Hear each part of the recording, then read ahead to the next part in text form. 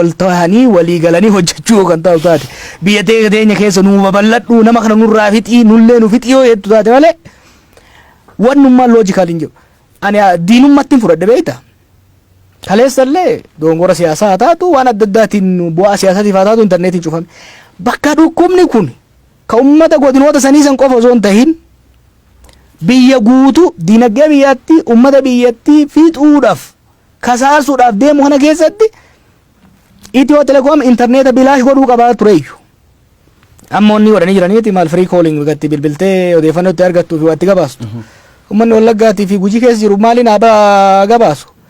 Maaliif san godhan lakkoofsan maaliif godhan fakkeenyaaf isaanummaanu lakkoofsa bilisaan itti bilbilamee odeeffannoo itti godhamu sun maaliif yoonni godhame? Odeeffannoon baay'ee barbaachisaa waan ta'eef. Odeeffannoon baay'ee barbaachisaa waan ta'eef dhukkuba kana to'achuudhaaf odeeffannoon baay'ee barbaachisaa waan ta'eef bilbila bilaashii uuman. An akka kiyyatti Itiyoo Telekoom intarneetii achi cufuu osoo hin taane biyya guututtu gatii hir'isee bilaashitti odeeffannoon nama bira akka gahu gochuutu irraa eegama. Kana banuu dhabuuni diinummaa irrallee dabree doofummaa guddaa natti fakkaata. Wallaala guddaa natti fakkaata. Maaliif? Kun dhukkuba taphaati miti. Dhukkuba lubbuu namaatiif jireenya namaa qofa irratti osoo hin ta'in diinagdee biyyaa security biyyaa gaagaa jirudha.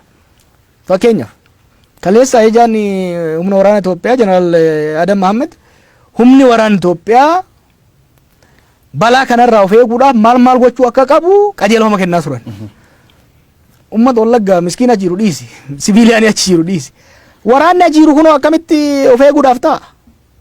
Waraannummaan Itoophiyaa achi jiru kuni kana ga'ee eegsisa reebee loltoota nurraa cafan laqanii isaan achi ergan kuni ka dhukkubni kun dhufee isin fixuu edaa of eegaa jedhaniin kuni odeeffannoo sana eessan argata? Moo televezyiina jala taa'ee haasawuu dhaggeeffachuu qaba? By the way odeeffannoon zabana kana reediyoo fi televezyiina irraa argamu baay'ee muraasa. Odeeffannoo namni ka argatu viidiyoo daqiiqaa takkaa gadi barreeffama paaragraafii takka kanarraa odeeffannoon ka argamu zabana kanatti. Meenu zabana kame ka teenyee televezyiina irratti teenyee odeeffannoo argachaa jirru. Odeeffannoo keenya baay'ee silkii teenya irraa arganna jechuudha. Odeeffannoon saffisaan qonnaan bulaan qonna isaa keessa dhaabate barataan daree isaa keessatti loltuun qawwee isaa qabatee mishigii isaa keessa qabatee ka argachuu danda'u intarneetiidhaan jechuudha.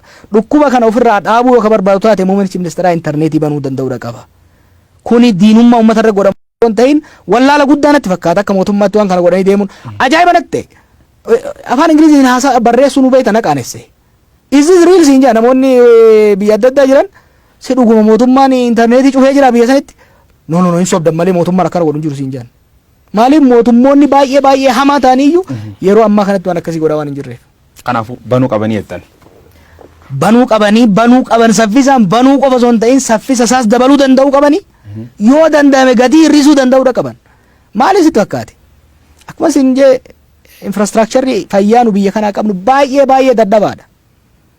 ICU intensive care unit kan jennuun kun meeqa qabna? Baay'ee xiqqaadha. Gaafa dhukkubni kun babal'ate biyyoonni akka Xaaliyaan biyyoonni akka Ameerikaa overwhelmed. Xaaliyaan health care isaanii amma crash godhaa jira. Keenya guyyaa muraasa keessatti crash godha. Odeeffannoo amma gaafa dhukkubni kun bal'atee deemee rifaatuun nama keessa deemu. Shakkiin nama keenya keessa deemu. Rifaatuun gooliin uumu sunu dhukkubaa ol nama fixuu danda'a. Uummata kan akka tasgabbeessinuuf uummanni kun mootummaanis ogeeyyiin fayyaatis abbootiin amantiitis uummata kan akka tasgabbeessaniif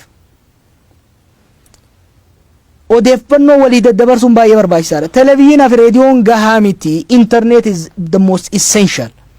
Faster, cheaper, accessible. Kanaaf internetii kana banuuni uummata kana baraaruu qofa osoo hin ta'in mootummaa tanaayyuu baraaruu.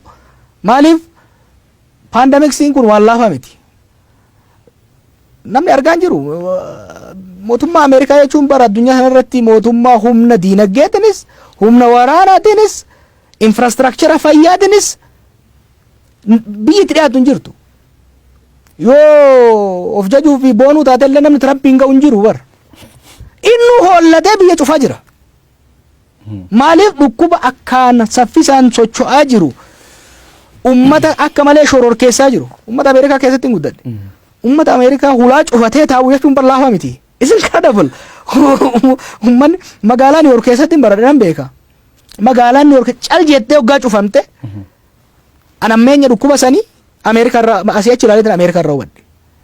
Ummanni sun amma Vegas fudhadhu cufa amma gaafa 9/11 gaafa boombii itti darban san Vegas daqiiqaa 5 qofaaf cufamte jedhan amma guutuu cufa